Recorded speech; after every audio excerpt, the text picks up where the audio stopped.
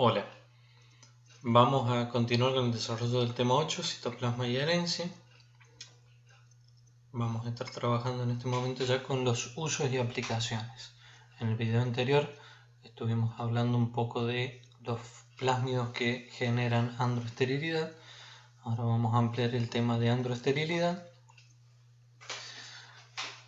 Androesterilidad, andro significa masculino, entonces gametos masculinos no funcionales. Las causas pueden ser por números cromosómicos desbalanceados, producidos por genes individuales o influenciados por determinados citoplasmas.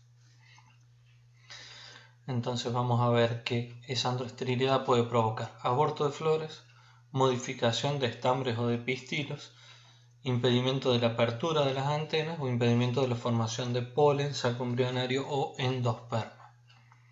A distintos niveles puede actuar entonces esa androesterilidad.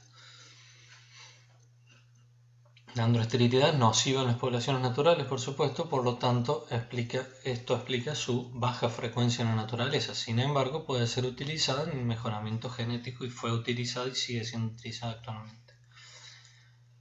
La gran importancia agronómica que tiene la androesterilidad para el mejoramiento genético es que se da un castrado genético y facilidad para la producción de semillas de tipo híbrida.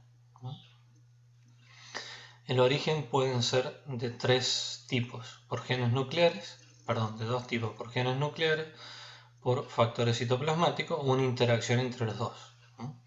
En el caso de los genes nucleares van a tener herencia mendeliana, en el caso de los factores citoplasmáticos van a tener herencia materna, y ya vamos a ver qué sucede con la interacción génico-citoplasmática. Esos genes nucleares que están dando origen a la androesterilidad los vamos a nominar o vamos a trabajarlos como androesterilidad génica. Cuando hablemos de los factores citoplasmáticos, androesterilidad citoplasmática, y cuando haya interacción será la androesterilidad génico-citoplasmática. Vamos a ir desarrollando cada uno en particular. La androesterilidad génica está dada por genes nucleares que alteran la formación del polen. Generalmente hay 1 a 3 genes por especie, en algunas especies es bastante numerosa, como en el caso del tomate, que se han descrito hasta el momento 18 genes que provocan androesterilidad.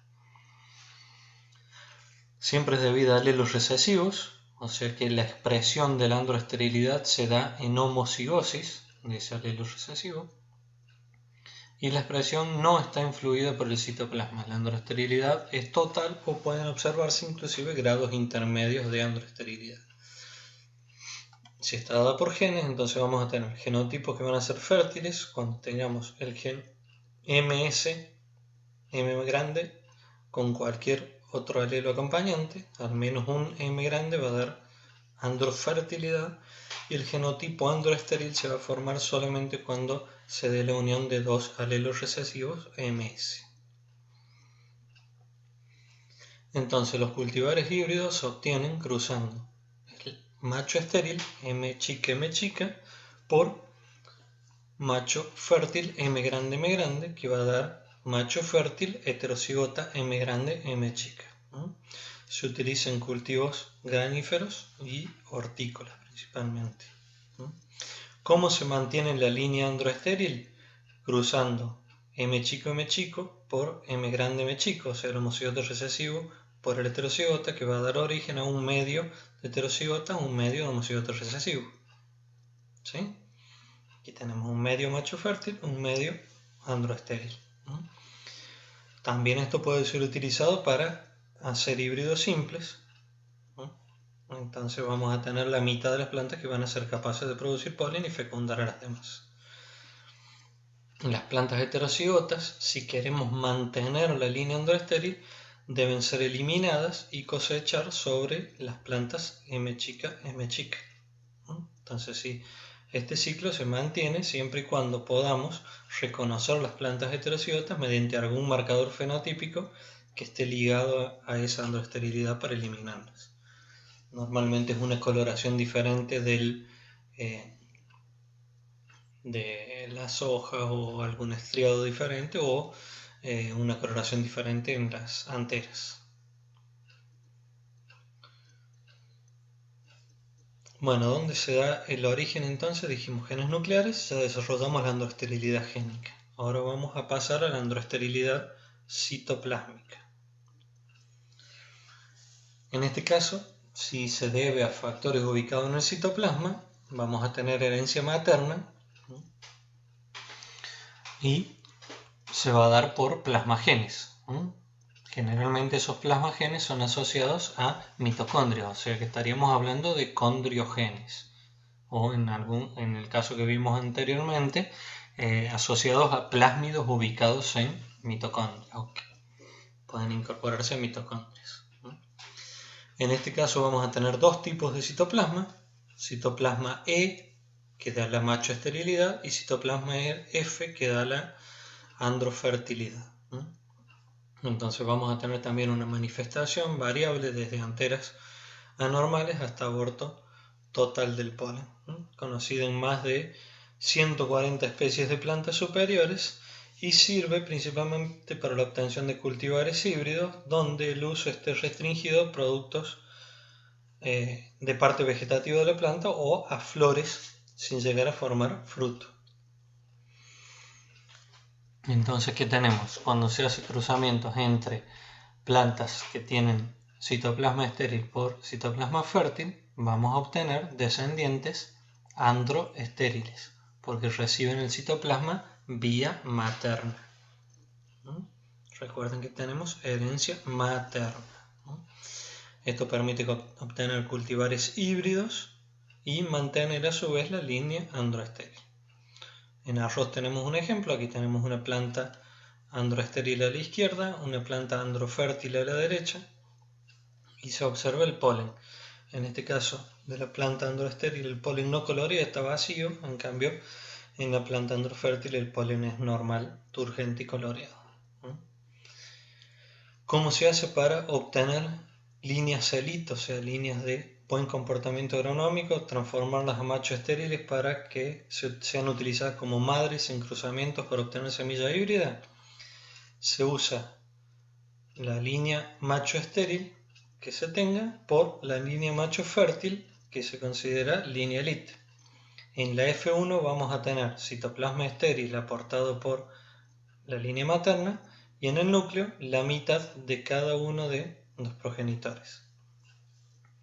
Si volvemos a hacer retrocruzas otra vez por la línea elite, en cada una de las generaciones vamos a tener 4 o 5 retrocruzas recesivas hacia esta línea elite para tratar de lograr mantener el citoplasma estéril, porque va a ser siempre vía materna, pero por cada una de estas retrocruzas se aumenta el 50% del contenido del núcleo con la línea elite.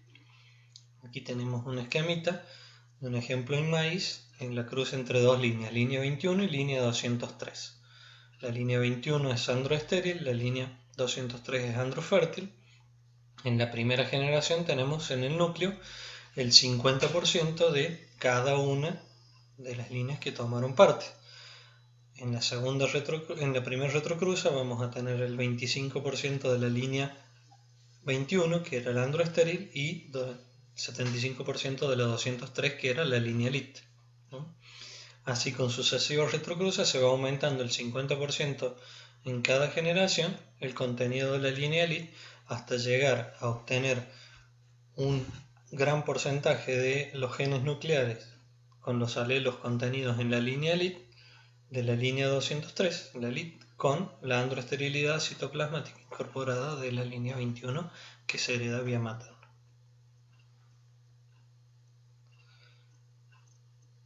Bueno, ¿y qué pasa con la interacción génico-citoplasma, donde la androesterilidad es provocada por factores contenidos en el citoplasma y por genes nucleares? Se da una interacción. Los genes nucleares, en este caso se denominan R, recuperador de fertilidad, R grande va a dar androfertilidad, R chica va a dar androesterilidad, interaccionan con los plasmagenes, con los genes contenidos en el citoplasma, donde tenemos citoplasma estéril y fértil. Se conocen varios alelos recuperadores de la fertilidad, se les llama RF. Maíz al menos hay 3 genes con alelos RF. También se utilizan en cultivos graníferos y hortícolas. Aquí tenemos el ejemplo del maíz. El RF1 se ubica en el grupo de ligamento, o sea, en el cromosoma 3 de maíz. Ahí tenemos el gen que va a provocar plantas androestériles o plantas androfértiles. Otro gen, el RF1, este gen mapea a 45 unidades de mapa del brazo corto del cromosoma 3, y los otros dos genes, el RF2 y el RF3, están ubicados en el grupo de ligamento 9 y en el grupo de ligamento 2 del maíz. Entonces, genotípicamente, ¿qué tenemos? Cualquier genotipo que tenga RF con cualquier otro alelo recupera la fertilidad masculina. Todos los que sean R chica son no recuperadores de la fertilidad. El citoplasma F determina androfertilidad, no importa cuál de los genotipos se encuentra en el núcleo. Y el citoplasma E es el que va a dar la androesterilidad, y la fertilidad depende del genotipo que tenga el núcleo. Entonces, cualquier citoplasma E, pero que en el núcleo tengamos al menos un alelo R grande, va a ser androfértil, va a recuperar la fertilidad. En cambio, el único que va a ser androestéril va a ser aquel individuo que tenga citoplasma E con alelos R chica en el núcleo. Este va a ser la única combinación androestéril de todas las que vemos. ¿Cómo se obtienen entonces los híbridos simples? A partir de la cruza de líneas androestériles con citoplasma E y en el núcleo R chica, cruzadas con plantas androfértiles por citoplasma y por núcleo. Entonces, en la descendencia, que vamos a obtener citoplasma estéril vía materna, transmisión vía materna del citoplasma, pero en el núcleo contamos con un alelo recuperador de la fertilidad. Entonces, estas plantas van a ser los híbridos simples que observamos a campo. Las líneas androestériles se mantienen a partir del cruzamiento de esta línea androestéril por la misma línea, pero androfértil por citoplasma.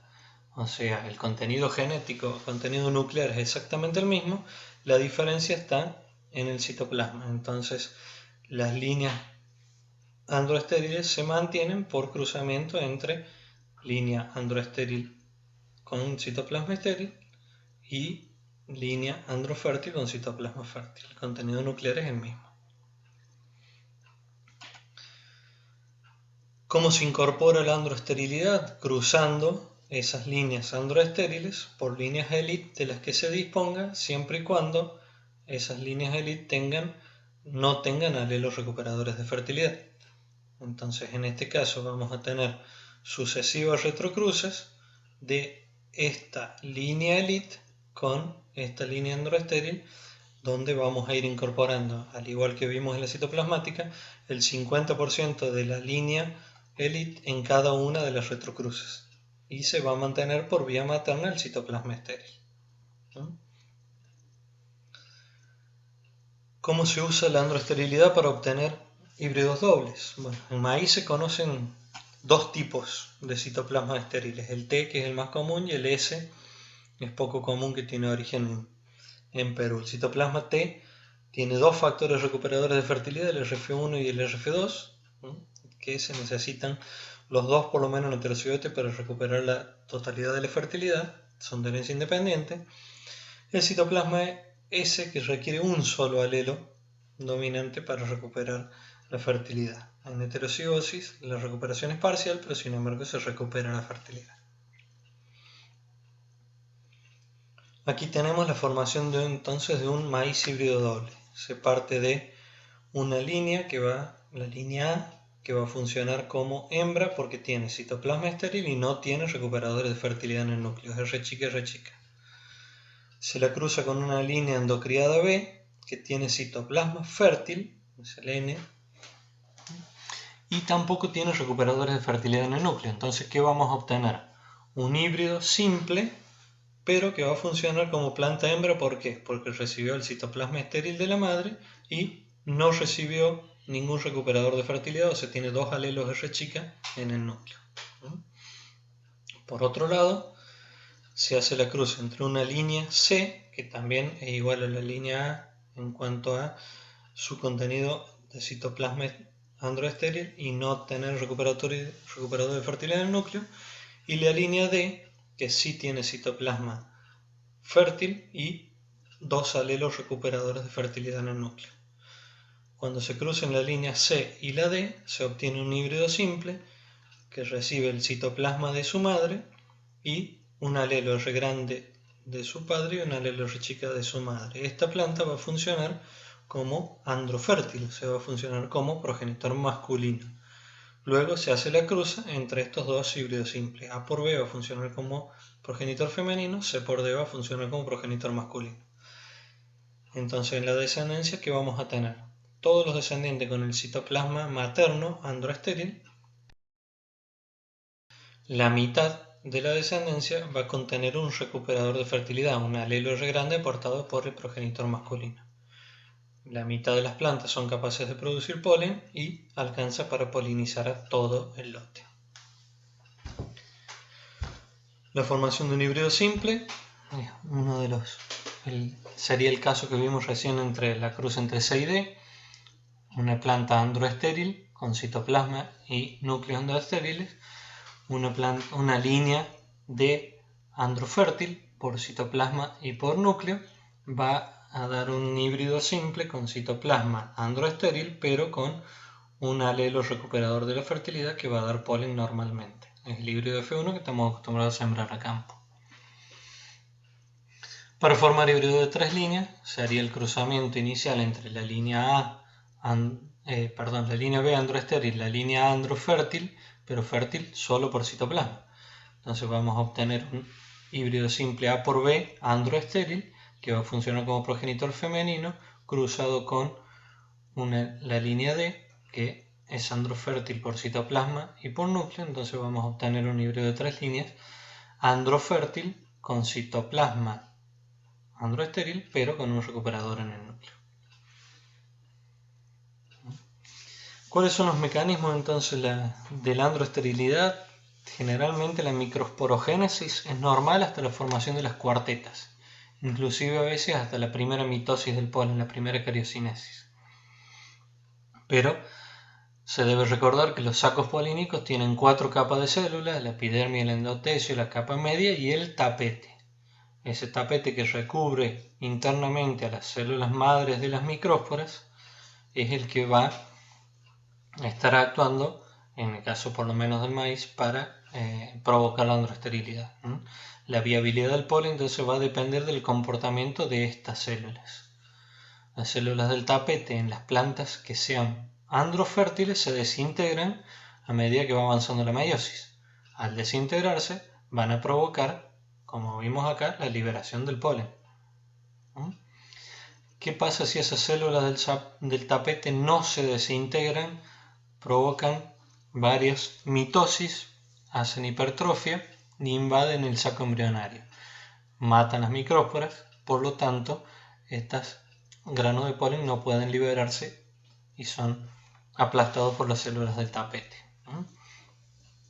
También hay alteraciones de tipo bioquímica que son comunes en trigo y en maíz, que suponen un mecanismo general de mala nutrición de las micrósporas y por lo tanto va a producir androesterilidad.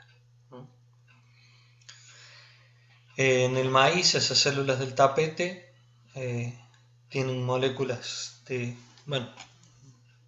ácido nucleico, por supuesto. El S, en el caso del citoplasma S del maíz, tiene plásmidos en las mitocondrias.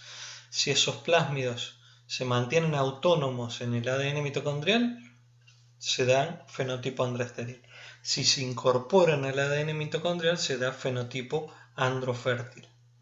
Aquí es donde hablábamos de que los plásmidos son factores que pueden producir la androesterilidad. Entonces en la ADN MIT va a codificar polipéptidos que están detectados en estas plantas androestériles cuando los plásmidos se incorporaron al ADN MIT, incorporaron esos genes, y en las androfértiles no, porque no van a ser capaces de producir esas proteínas, esos polipéptidos. En el sorgo y la remolacha hay también ADN de tipo plásmido similar a la del maíz, que se denominan N. Bueno, esto es todo en relación a la androesterilidad. En el próximo video vamos a trabajar un poco con la biotecnología moderna.